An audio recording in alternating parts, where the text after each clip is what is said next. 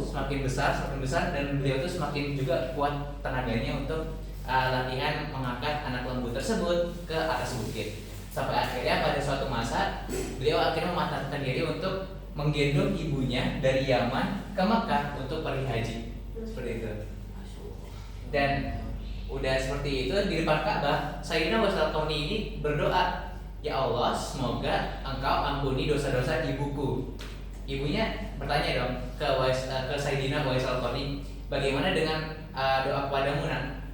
Jadi Sayyidina Uwais Al-Qarni ini berkata, "Jika Allah Subhanahu wa taala mengampuni dosa-dosa ibu, maka cukuplah untukku karena ridha Allah bersama ridha orang tua." Seperti itu.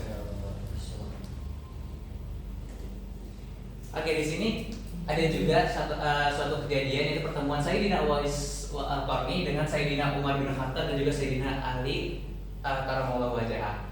Jadi ceritanya setelah pergi haji ke Baitullah, Sayyidina Uwais Al-Qarni ini kayak pengen banget untuk bertemu dengan Rasulullah SAW di Madinah pada saat itu. Jadi beliau pergi dulu nih ke Madinah untuk menemui Rasulullah. Sudah sampai di depan rumahnya Rasulullah, beliau mengetuk dan yang membukakan itu Sayyidatuna Aisyah radhiyallahu anha. Dan pas ditanya, Sayyidina Aisyah bilang kalau misalnya Rasulullah itu lagi nggak di rumah, situasi lagi perang pada saat itu. Jadi beliau bilang untuk menunggu. Jadi Uwais Al-Qarni ini berpikir kalau misalkan dia itu menunggu terlalu lama, kalau perang itu kan nggak mungkin sebentar teman-teman, pasti lama. Kalau misalkan beliau tunggu terlalu lama, ibunya bakal ditinggal terlalu lama juga. Padahal posisi ibunya itu lagi sakit, posisi ibunya itu lagi membutuhkan Sayyidina Uwais Al-Qarni. Jadi beliau akhirnya tidak menunggu untuk Rasulullah SAW, tapi langsung pulang menemui ibunya dan merawat ibunya, dan hanya menitipkan salam kepada Sayyidah Aisyah radhiyallahu anha seperti itu.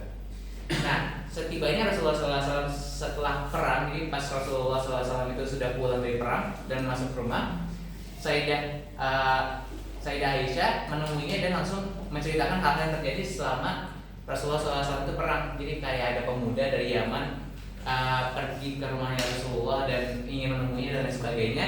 Rasulullah SAW itu udah dikasih tahu tentang namanya itu siapa, tapi langsung menebak apakah namanya Uwais Al-Qarni, dan ternyata benar itu merupakan Sayyidina Uwais Al-Qarni. Dan Rasulullah SAW itu tersenyum dan langsung berkata, beliau adalah sebaik-baiknya orang yang terkenal di langit. Seperti itu.